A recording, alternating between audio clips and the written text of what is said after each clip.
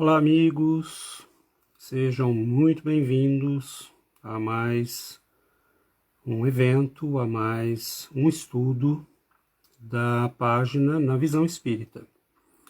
Nós estamos iniciando mais uma transmissão e nós gostaríamos inicialmente de agradecer aos nossos amigos e aproveitamos estes minutos iniciais para que nós possamos convidá-los a visitar, principalmente aqueles que estarão ouvindo posteriormente esta gravação, a visitar as páginas Na Visão Espírita, onde temos colocado uma quantidade grande de conteúdos, de novidades e de eventos exclusivos.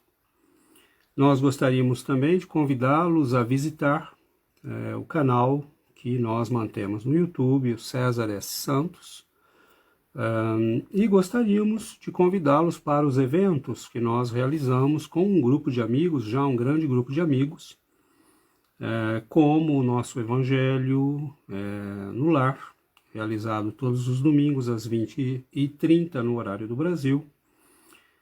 Nossos estudos na sexta-feira, nós temos um grupo de estudos pela internet, então basta entrar na página Na Visão Espírita, nos contactar, nós fazemos pelo Zoom, e já temos estudos há mais de um ano, que se realizam de maneira frequente e que são muito interessantes. E são interessantes porque nós temos um grupo de pessoas com formações muito diversas e com contribuições muito interessantes a cada semana. Bom, meus amigos, nós estamos então iniciando essa transmissão. Nós gostaríamos de agradecer a presença dos amigos que já vemos, que estão chegando, a Vera, a Fátima, os amigos muito queridos que estão começando a chegar e a participar conosco destes momentos de reflexão, de estudo, e destes momentos que são privilégios, para nós todos, porque poder refletir, estudar a doutrina espírita, isso é realmente uma bênção para as nossas vidas. Então, nós iniciamos pedindo ao nosso Mestre querido que nos envolva com muita luz, que nos envolva no seu abraço terno e amigo, que nós tenhamos nestes momentos a presença de luz dos nossos benfeitores espirituais. Lembremos sempre que nestes momentos os nossos benfeitores aproveitam para nos envolver, para nos intuir, para envolver nossos lares. Então façamos deste momento um momento de reflexão, de meditação, de comunhão interior com o nosso Pai, com o nosso Mestre e com os nossos benfeitores. Nós, então, iniciamos e escolhemos para os nossos estudos de hoje uma reflexão sobre algumas dificuldades que nós enfrentamos quando decidimos mudar de vida, digamos assim. E começo dizendo uma frase que Paulo de Tarso, grande apóstolo dos gentios, nos legou na Epístola aos Romanos, capítulo 7, versículo 15, quando ele dizia: aquilo que eu não entendo, dizia ele, eu não entendo o que eu faço, pois não faço o que desejo, mas o que odeio. Aquilo que eu amo e quero eu não faço, aquilo que eu detesto e não amo, isso eu faço. E esta frase de Paulo, ela nos coloca diante do fato de que nós todos temos uma grande batalha a travar. E esta batalha não é fácil, essa batalha é realmente titânica muitas vezes. Nós temos,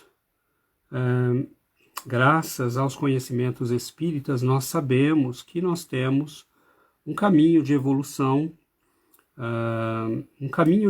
muito longo a seguir, um caminho de evolução que vai se fazer através de muitas encarnações. E algumas vezes nós brincamos, e aí a brincadeira é com todo respeito, mas nós brincamos que é muito difícil ser espírita. Seria mais fácil ser de outra religião, porque ser espírita realmente exige uma vontade muito grande, uma determinação muito grande, porque a partir do momento em que nós começamos a compreender tudo que está em jogo, nós temos uma ideia, né, dos parâmetros que estão em jogo na nossa evolução e na nossa vida. Começa, por exemplo, pelo fato de que nós sabemos que não temos só uma vida. Então nada vai ser decidido nesta vida, mas todas as que vão vir dependem desta. E todas as que nós vivemos influenciam esta que nós estamos tendo. Então nós espíritas sabemos que as vidas todas que nós temos estão conectadas. E todas as nossas ações são importantes. Lembro aqui o filme O Gladiador, né? Logo no começo, quando o general, falando à sua tropa, diz: aquilo que nós fazemos em vida ecoa na eternidade. E, na verdade, ele tem toda a razão, porque aquilo que nós fazemos em vida ecoa por toda a nossa eternidade. Então, nós espíritas começamos a ter muita consciência disso tudo. E vamos entendendo que o processo de crescimento, o processo de renovação espiritual é um processo longo, é um processo alquímico, é um processo que exige uma luta muito grande. E Paulo de Tarso parece ter resumido isso de uma maneira muito interessante, quando ele diz: eu não entendo o que eu faço. Aquilo que eu amo e quero, eu não faço. Aquilo que eu odeio, eu acabo fazendo. Mostrando a contradição profunda que existe entre saber, entender intelectualmente uma coisa e ser capaz de transpor esse conhecimento na prática da nossa vida. Então é aí que está o combate, é aí que está a luta espiritual que nós temos para traçar. E este combate, de maneira muito interessante, nós vamos ver que ele está presente na vida de todos nós. Mas, para talvez nos consolarmos um pouco, né, nós podemos mostrar que ele está também na vida dos grandes iniciados, dos grandes mestres da espiritualidade. Nós vamos ver, por exemplo, Moisés descendo, né, da montanha com os 10 mandamentos, e lá está escrito: não matarás. E ele, quando vê que, né, o povo está adorando o bezerro de ouro, ele manda, né, liquidar alguns. Nós vamos ver Elias, o grande profeta Elias, que quando, né, tem um confronto com os sacerdotes de Baal, manda eliminar 300 sacerdotes de Baal, ou 400, agora me falha a memória. Então nós vamos vendo que há, né, mesmo nestes homens que estiveram mais próximos de Deus, Moisés era um grande médium, né? Recebeu por escrita direta os 10 mandamentos. Então é algo extraordinário. Era um homem de grande poder mediúnico, mas era um homem do seu tempo e muitas vezes comete erros próprios do seu tempo. Elias, por exemplo, nós sabemos, vai retornar mais tarde como João Batista e vai morrer como? Decapitado. da mesma maneira que ele mandou. Então a lei mesmo, né, para os grandes se aplica. Nós vamos ter que dar contas dos nossos atos. Mas foram grandes homens, mas mesmo grandes homens e mulheres são seres que estão em evolução, são seres que estão em processo. E nesse processo nós lutamos, nós sofremos, nós caímos, e nós vamos entendendo, nós espíritas, que é um processo de crescimento que não é que não acaba nunca, mas nós podemos dizer que vai muito longe, né? Vai muito longe. Nós não podemos precisar da extensão desse processo. Mas vejamos, nós sabemos, nós espíritas, que nós estamos aqui basicamente por dois motivos, né? Se nós pegarmos o Evangelho segundo o Espiritismo, no capítulo 6, o Espírito da Verdade vai dizer: Espíritas, amai-vos, este o primeiro ensinamento. Instruí-vos, este o segundo. Notemos que o Espírito da Verdade já nos dá aí os dois parâmetros fundamentais da nossa existência. Os dois parâmetros fundamentais. O que é que nós estamos fazendo sobre este planeta, perdido num universo imenso? O que é que nós estamos fazendo aqui? Nós temos duas coisas a fazer. A primeira, buscar o desenvolvimento dos nossos sentimentos. E não há sentimento mais nobre que o amor. Não é à toa que diante do sacerdote Jesus vai dizer, né, quando ele é inquirido sobre qual é o maior mandamento: amai a Deus sobre todas as coisas e ao teu próximo como a ti mesmo. Então Jesus precisa, né, o que é o mais importante no nosso caminho evolutivo. E notemos que há uma imagem muito bonita, né? Nós temos das tradições cristãs a história de São João Evangelista, este discípulo tão querido, tão amado pelo Senhor, e ele vive muitos anos, estima-se que tenha morrido em torno de 96, entre 96 e 98, aproximadamente, quase 100 anos de existência. E ele, ao final, já estava muito fraquinho, né, e muito velho e muito frágil, e os discípulos o levavam, mais ou menos como quando nós víamos, né, o Chico sendo levado para o grupo espírita da prece, saía do carro, né, duas pessoas, uma de cada lado, mais ou menos essa imagem. E os discípulos levavam João Evangelista para a congregação de Éfeso, né, para a igreja de Éfeso, onde ele viveu a maior parte da segunda parte da sua vida, né? A partir dos anos 50, na verdade, segundo se estima. E ali ele repetia só uma coisa, ele dizia: amai-vos, filhinhos, amai-vos uns aos outros, amai-vos, filhinhos, amai-vos uns aos outros. E os discípulos perguntavam: mas paizinho, por que você fala só isso? Ele dizia: porque nada mais é preciso. Se nós fizermos isso, nada mais é necessário. Então notemos que João Evangelista foi provavelmente aquele que mais entendeu Jesus. Foi aquele que mais captou a mensagem do Mestre, foi aquele que entendeu profundamente qual era o propósito, o objetivo, o que é que Jesus esperava de nós. E notemos que ele vai transformar toda a sua vida nesse exercício interior do amor. Ele viveu próximo a Maria, e isso provavelmente o ajudou também a compreender a mensagem do Cristo, porque ele pôde dialogar com ela durante muitos anos sobre a personalidade, sobre os primeiros anos do Mestre, sobre quem ele era, sobre como ele cresceu, como ele era quando era jovem. Então João parece ter desenvolvido uma compreensão diferente dos outros discípulos. E não é à toa que ele será chamado o discípulo do amor, o discípulo da caridade, o apóstolo do amor, o apóstolo da caridade.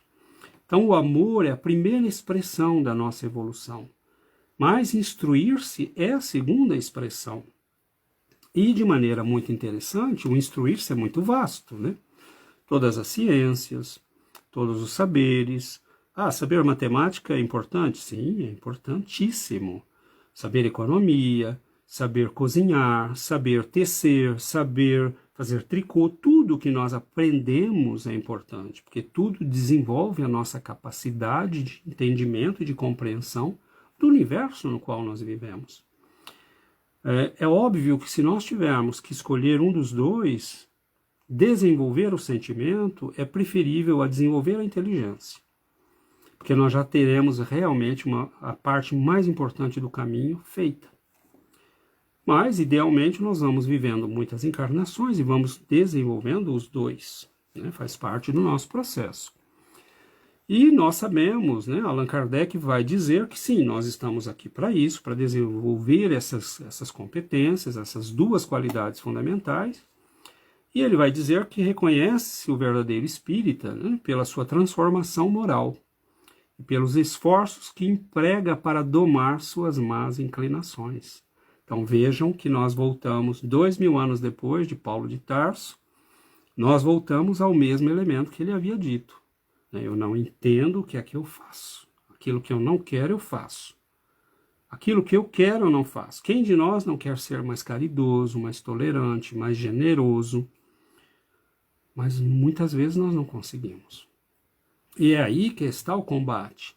Então Allan Kardec vai reafirmar dizendo, nós reconhecemos o verdadeiro espírita, aquele que compreendeu verdadeiramente o espiritismo, como aquele que faz a sua transformação moral e que emprega, né, todos os seus esforços para domar as suas más inclinações.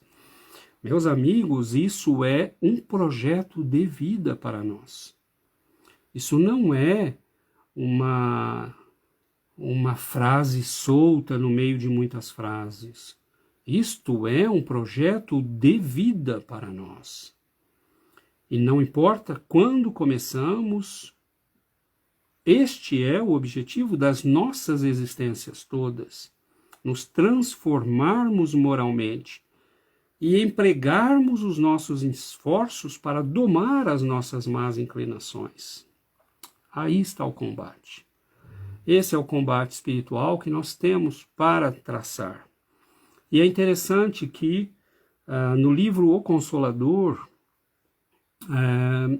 Emmanuel, o guia espiritual de Chico Xavier, é questionado, né? A inteligência julgada pelo padrão humano é a súmula, né, das experiências do espírito sobre a Terra. E Emmanuel vai dizer sim, e quanto mais essa inteligência aumenta, quanto mais ela se torna profunda, né, na compreensão das coisas, melhor. Mas se ela consegue, né, e olhem bem, atingida essa posição de maturidade da inteligência, se o homem guarda consigo uma expressão idêntica do progresso espiritual pelo sentimento, ele está apto a passar a um nível superior.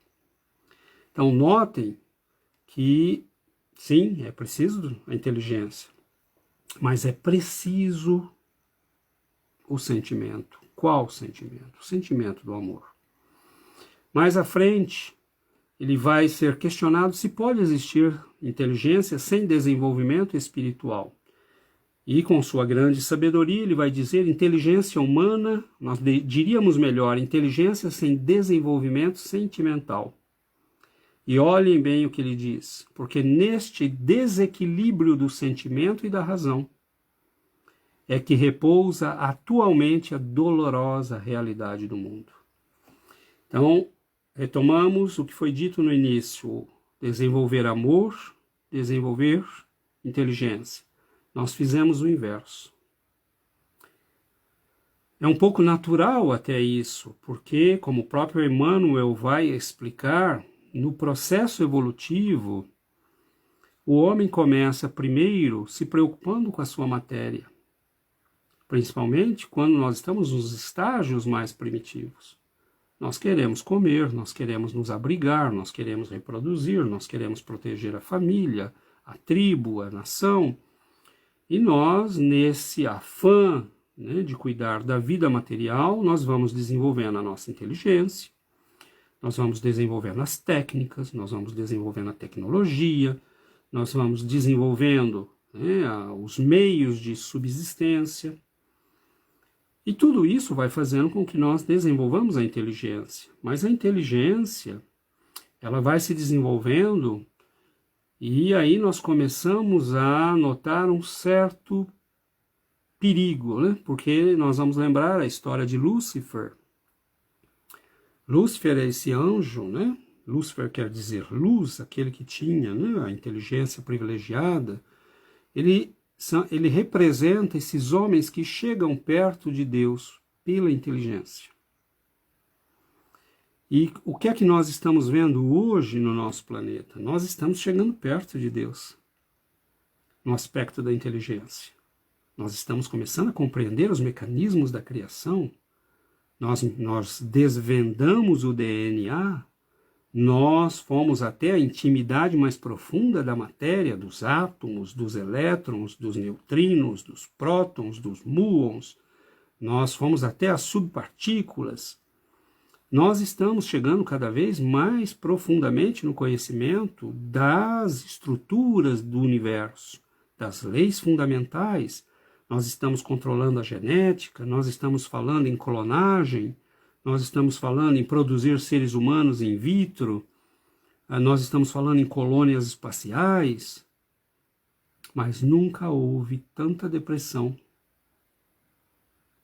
tanto desamor,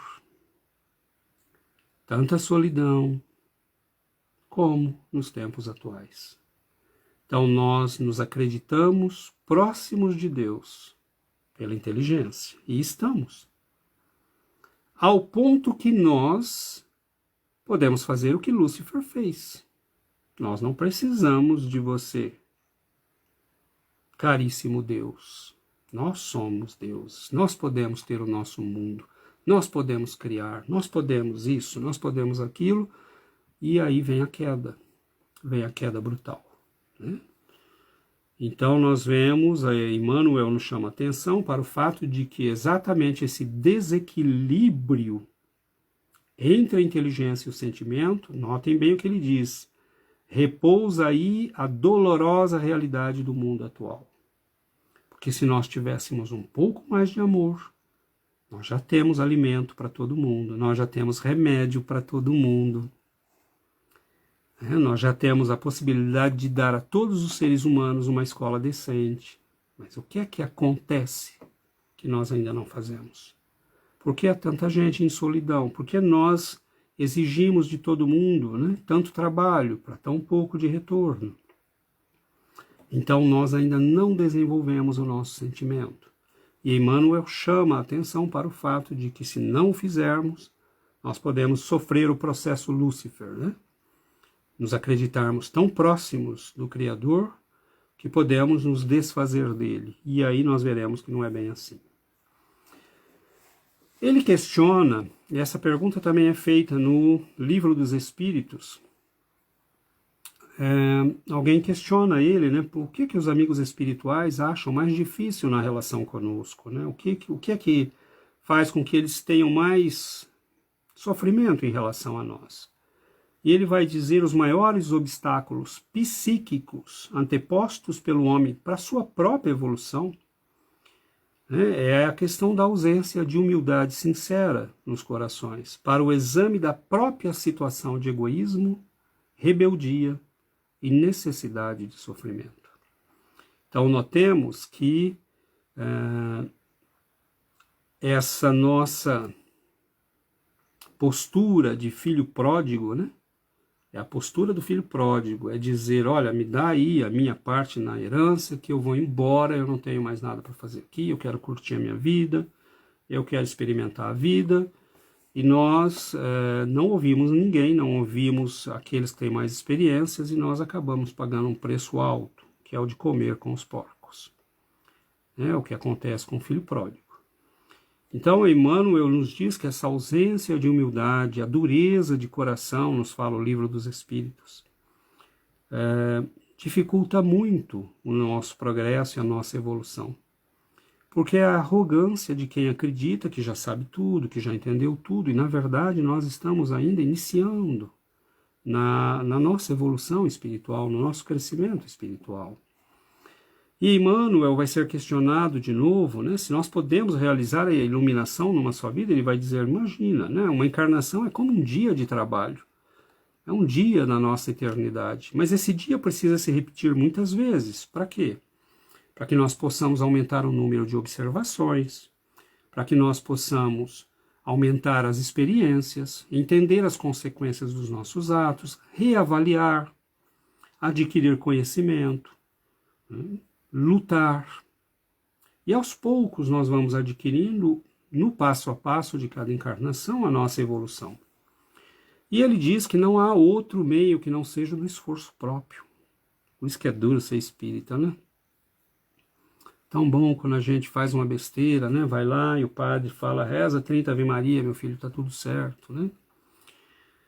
Infelizmente, né? E não vai aqui, não é nossa intenção questionar a realidade da nossa irmã, a Igreja Católica, mas infelizmente, muitas vezes, né, o antigo processo de confissão virou isso, né? A gente sabe que na raiz, se podemos dizer assim, a confissão exigia um exame de consciência, e um exame de consciência você pode ter, por exemplo, 100 itens para analisar, um arrependimento profundo, e aí você ia se confessar com o seu padre, né? Hoje em dia, infelizmente, a gente percebe que isso não acontece mais.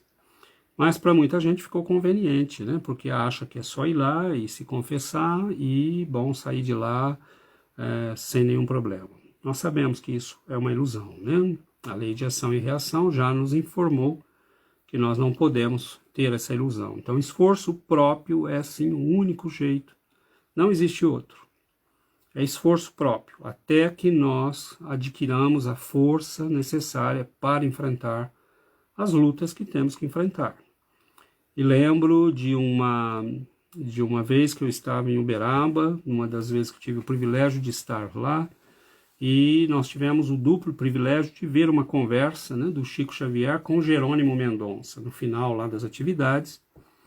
E Jerônimo Mendonça tinha uma paralisia enorme, né? Todo o seu corpo paralisado, ele só mexia a cabeça, e era alguém que, mesmo assim, abriu um centro espírita, publicou livros, fazia conferências, cantava.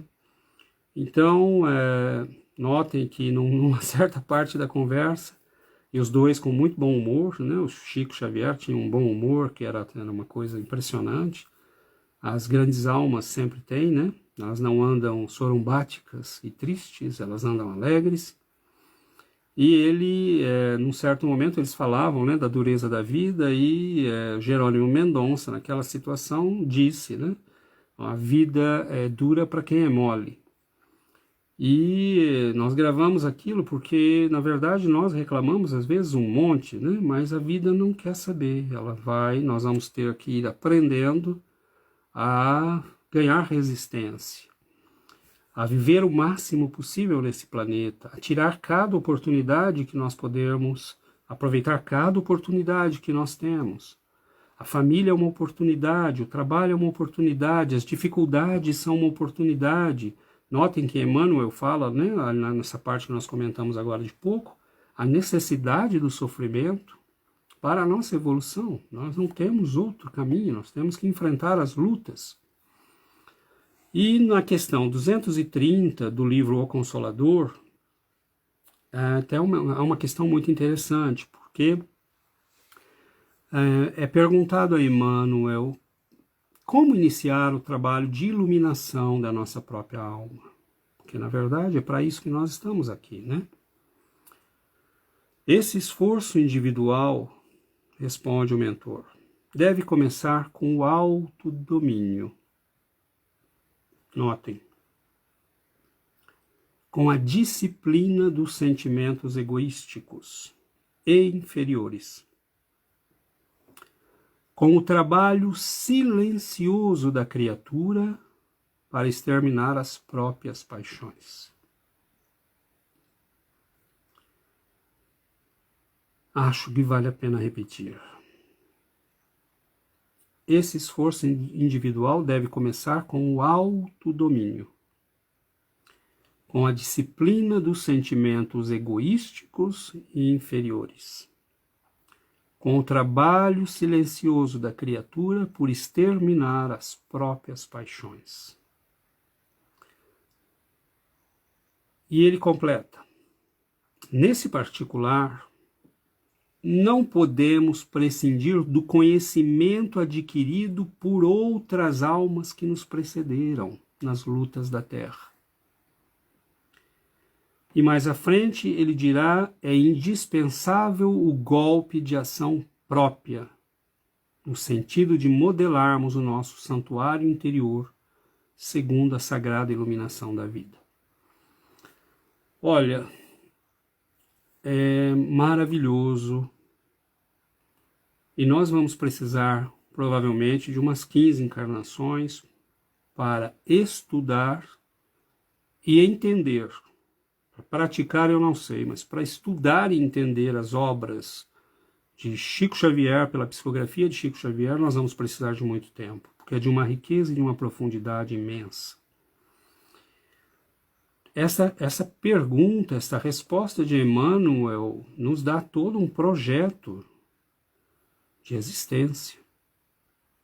E vem no mesmo sentido das falas do Evangelho segundo o Espiritismo, né, que nós já vimos anteriormente.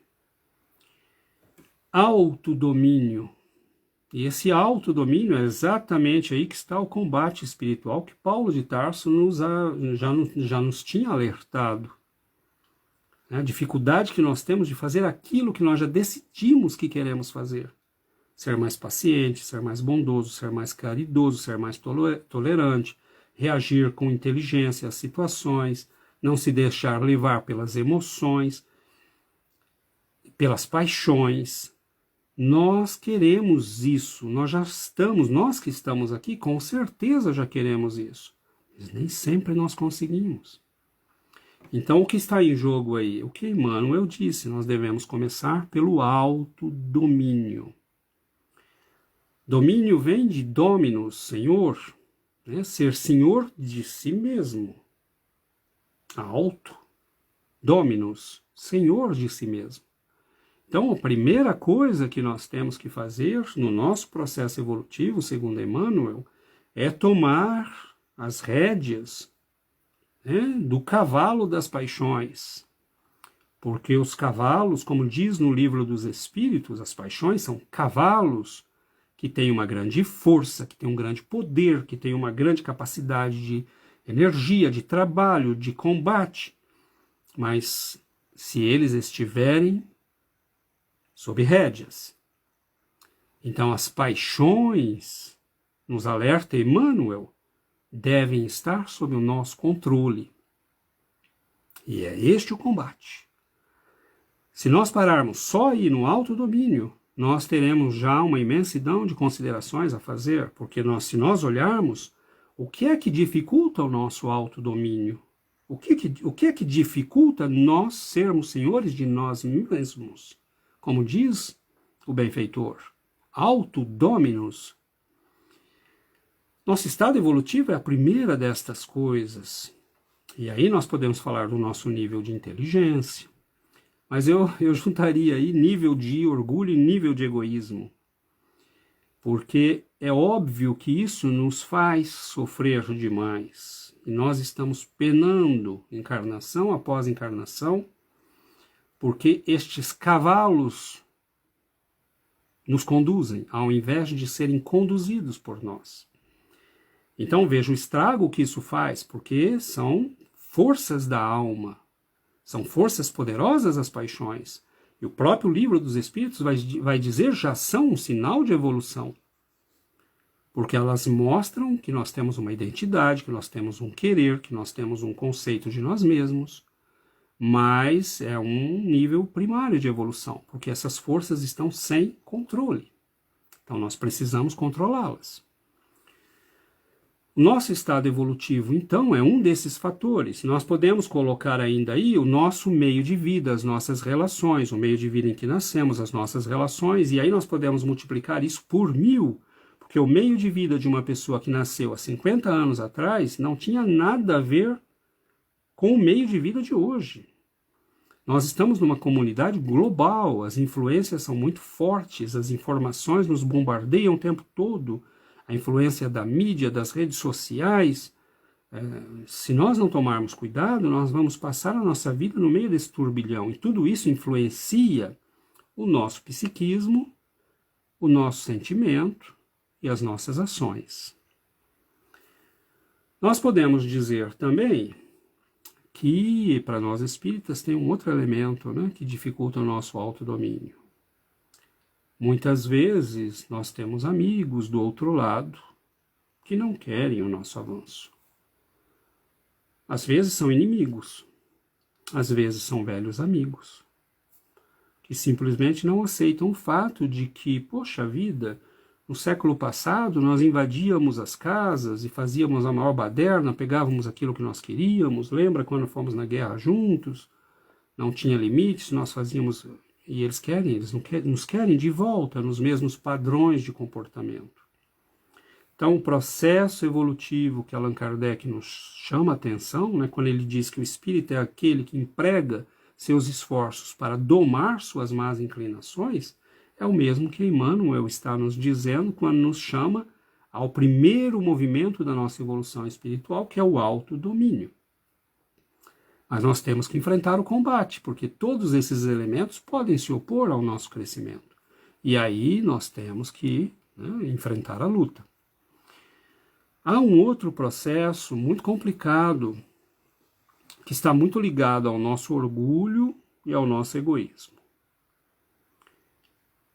Um bom sinal para saber que nós já avançamos um pouquinho, né, no nosso controle do orgulho e do egoísmo é quando nós reconhecemos o nosso erro como um erro. Há um atraso muito grande na nossa evolução quando nós não reconhecemos o erro como erro. Mas como assim, César? Um erro é um erro. Não, não é. Para algumas pessoas não é. Sabe aquela situação em que a pessoa falou batata, e você diz para ela, olha, você falou batata. E falou, não falei. Não falei. Você está enganado. E ele sabe que falou. Então, a questão é, às vezes nós erramos, e o orgulho e o egoísmo são tão grandes que a pessoa não aceita. E o pior, ela pode fazer com que aquilo vire algo certo. Isso acontece muito com pessoas que têm muita influência na mídia, por exemplo. A pessoa fez uma besteira, mas é uma experiência de vida. Todo mundo faz. E nós vemos que isso do todo mundo faz contaminou a nossa sociedade. E contaminou a um tal modo que nós estamos numa inversão de valores catastrófica, porque nós estamos transformando tudo que é errado em certo, que é o segundo movimento desse processo. Primeiro você diz que erro não é erro, e depois você tenta convencer os outros de que não só não é erro, como é certo. E nós vemos pessoas, muitas vezes líderes religiosos, nesse processo. Errou. Reconheça o erro. Peça desculpas a si mesmo, a Deus e àqueles a quem nós ofendemos. E como dizia Paulo de Tarso, olhe para frente, olhe para o alvo e nunca mais olhe para trás. Que não sirva de experiência o erro, o aprendizado, mas que nós sigamos. Porque também não adianta ficar se remoendo, né? Remoer, ou com remorso, é ficar se mordendo de novo no mesmo lugar que foi mordido. É lógico que isso só vai fazer mal e não vai resolver coisa nenhuma. Então, o processo é não querer transformar aquilo que é errado em certo. Reconheça que errou. Isso é um passo na evolução nossa. Saber que estamos errados. Saber que fizemos algo que não deveríamos ter feito. E fazermos um esforço para corrigir. Nós pegamos a segunda parte da resposta de Emmanuel quando diz: não podemos prescindir do conhecimento adquirido por outras almas que nos precederam nas lutas da Terra. É aí que vem a importância de nós nos referirmos, de nós olharmos as vidas daqueles que já passaram por esse processo. Meus irmãos, nós deveríamos estudar frequentemente a vida dos grandes santos, dos grandes heróis, e principalmente quando agradecer muito, porque alguns deles deixaram por escrito suas experiências. Então nós vamos notar que nós estamos vivendo um período agora da história que é muito semelhante ao período que viveram os primeiros cristãos ali logo nos 2, 3 primeiros séculos depois de Jesus. Havia uma profunda decadência moral em Roma. Um escritor do século XIX, descrevendo a situação, vai nos dizer que as pessoas contavam os eventos importantes da sua vida pelo número de casamentos que haviam tido. As relações se tornaram sem nenhuma importância. Nessas relações nasciam muitas vezes filhos indesejados, então os abortos eram frequentes e não havia o menor problema, joga no rio, está resolvido.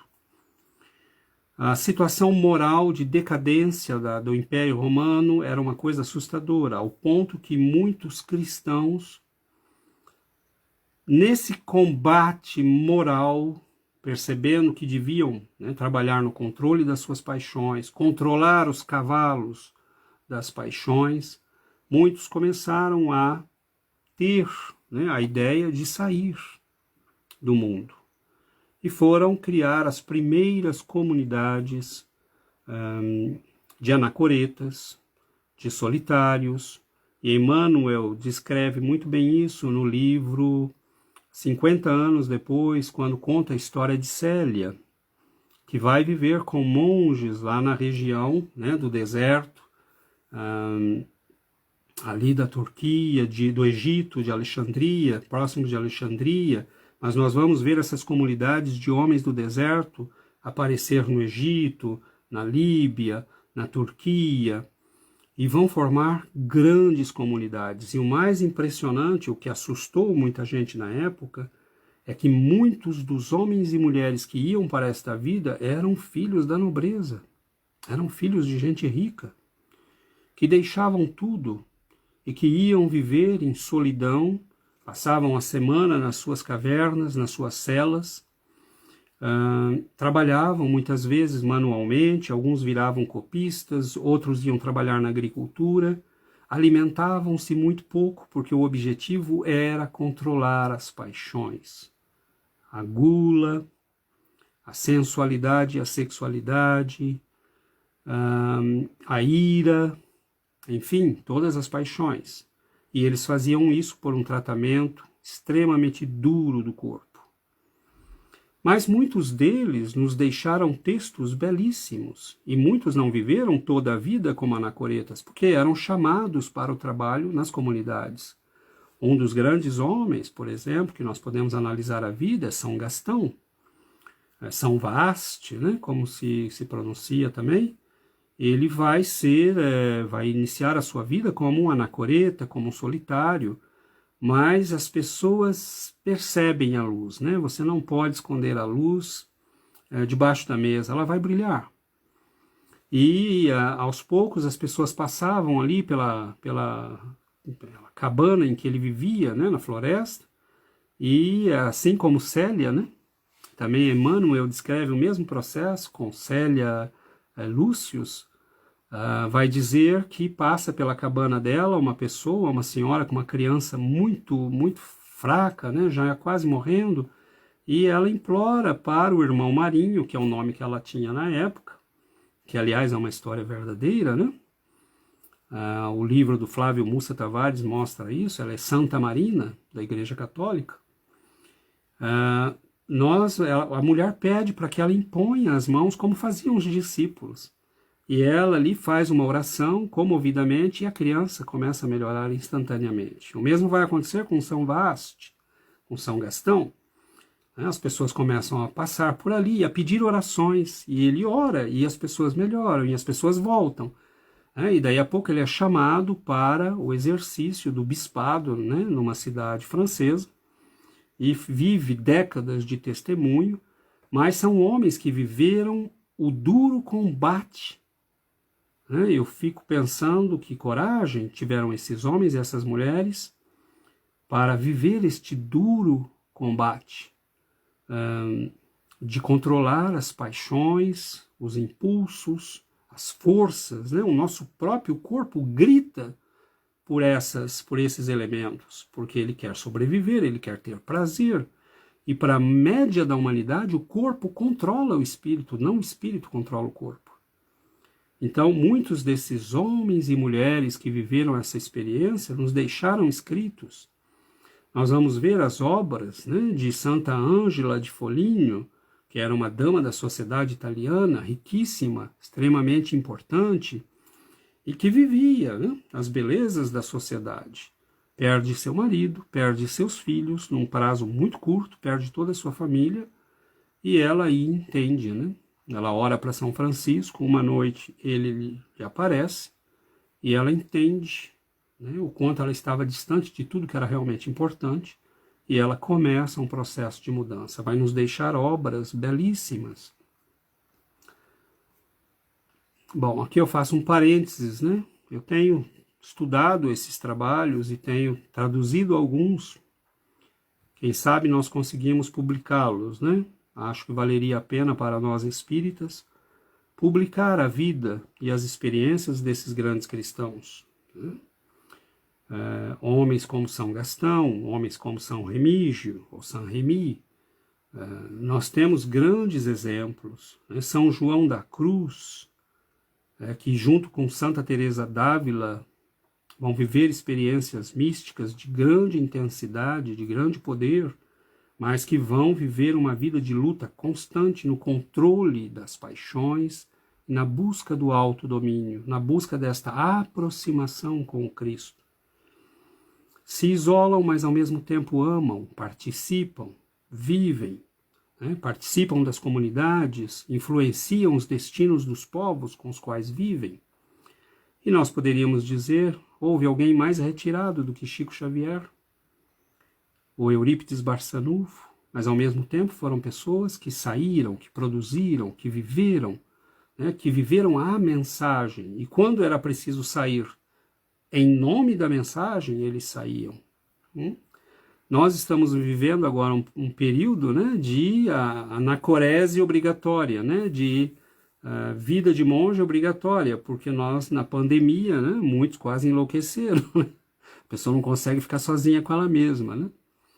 Mas é um bom exercício para nós vermos o que é, né? Entrar em processo de meditação, de estudo, de leitura, e de se afastar do mundo por alguns momentos, né?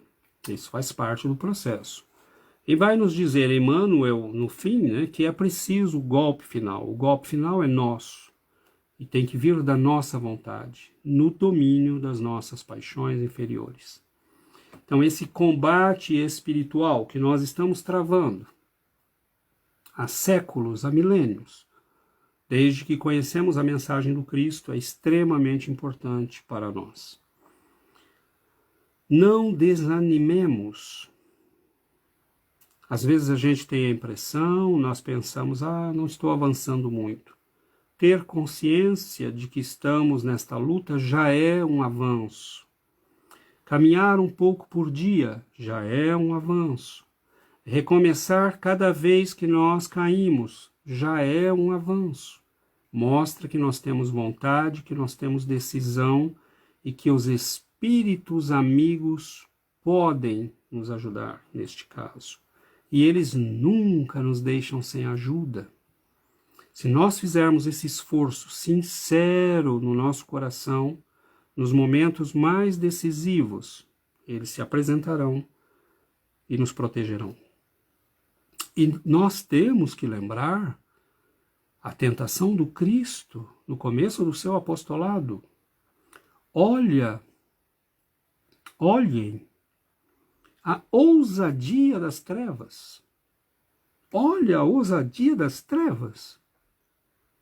Eles estão diante do Cristo, mas vamos lá, vamos tentar para ver se ele não cai na nossa. O senhor não quer o poder de tudo isso aqui? O tempo todo eles tentam Jesus para que quebre as leis divinas. Se atire daqui se você tem poder. Se atire daqui do alto, como quem diz, você tem poder, você pode controlar as leis da vida. Então Jesus vai dizer, não, eu obedeço às leis. Eu e o Pai somos um. Isso quer dizer, eu obedeço às leis, eu sigo as leis. O poder que eu tenho não vem de mim, vem dele. As obras que eu faço não sou eu que faz, é o Pai que as faz em mim, dizia Jesus. Então as trevas são ousadas, mas elas vão tentar o Cristo. Mas o processo em nós é o mesmo, porque o nosso Cristo, que ainda aguarda o nascimento, o diamante bonito que nós somos, que está ainda envolto na poeira, nos detritos dos séculos, ele está ali, ele já existe, o Cristo já existe em nós. Então, por que desistirmos? Por que não continuarmos a luta para tirar a sujeira, dia após dia? Nós vamos fazer o que com a nossa eternidade? Viver as nossas paixões? Nós escutamos isso hoje em dia, é preciso viver a vida, viver as paixões. Até quando? Chico Xavier nos diz, e encerramos aqui, ele nos diz, olha, nós precisamos aprender a viver. Quem nos diz isso é Carlos Bacelli, o médium Carlos Bacelli, de Uberaba, que conviveu muitos anos com Chico, escreveu livros a respeito dessa relação que teve com o grande médium brasileiro, com o grande iluminado que é Chico Xavier. E o Chico Xavier, A Sombra do Abacateiro, ele narra, falando do suicídio da loucura, que no sábado Chico reunia o povo lá no bairro do Pássaro Preto, em Uberaba, para o Evangelho, para a leitura do Evangelho e os comentários.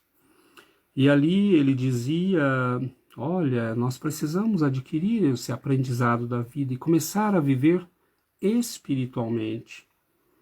Porque se a desencarnação acontece de repente, muitos de nós não conseguimos sequer sair do lugar.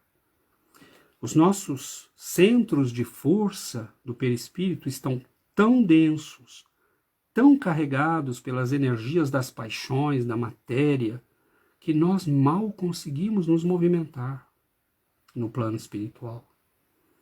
Então é preciso que nós comecemos a viver espiritualmente, não viver as nossas paixões doentias de séculos, de milênios. Até quando nós vamos continuar nessa rotina infeliz? Até quando nós vamos adensar a nossa alma e chegar do outro lado como mendigos de luz? Quando nós já temos o conhecimento para começar o nosso crescimento. Ao menos insistir um pouco, começar um pouco. Então, meus irmãos, nós lembramos as palavras de Jesus quando dizia: se alguém quiser vir após mim, renuncie a si mesmo, tome a sua cruz e me siga. A cruz do combate espiritual. A cruz do nosso passado, a cruz das nossas lutas pessoais. Porque aquele que quiser salvar a sua vida, perdê-la. E quem perder a sua vida por causa de mim, achá-la.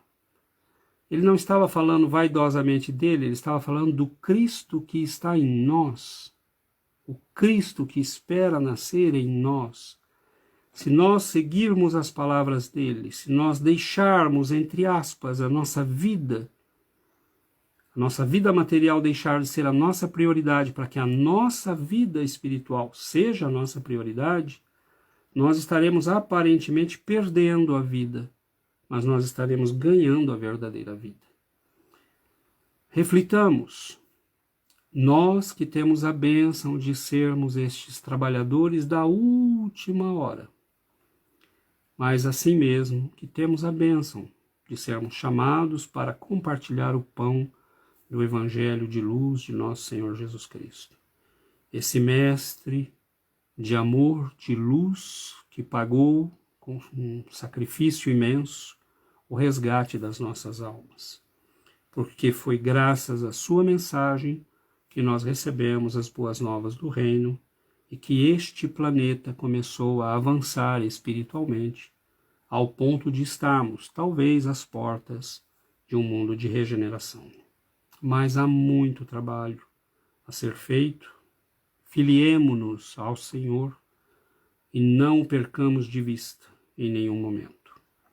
Um grande e eterno abraço a todos, muito obrigado pela presença, que Jesus nos ilumine, nos abençoe com muita paz, com muita força, com muita coragem, sem desânimos e com muita alegria na alma, porque discípulos do Cristo andam com um sorriso estampado no rosto. Nós temos a alegria de conhecer Jesus. Muita paz, meus irmãos, muito obrigado pela presença, que o Senhor nos abençoe a todos.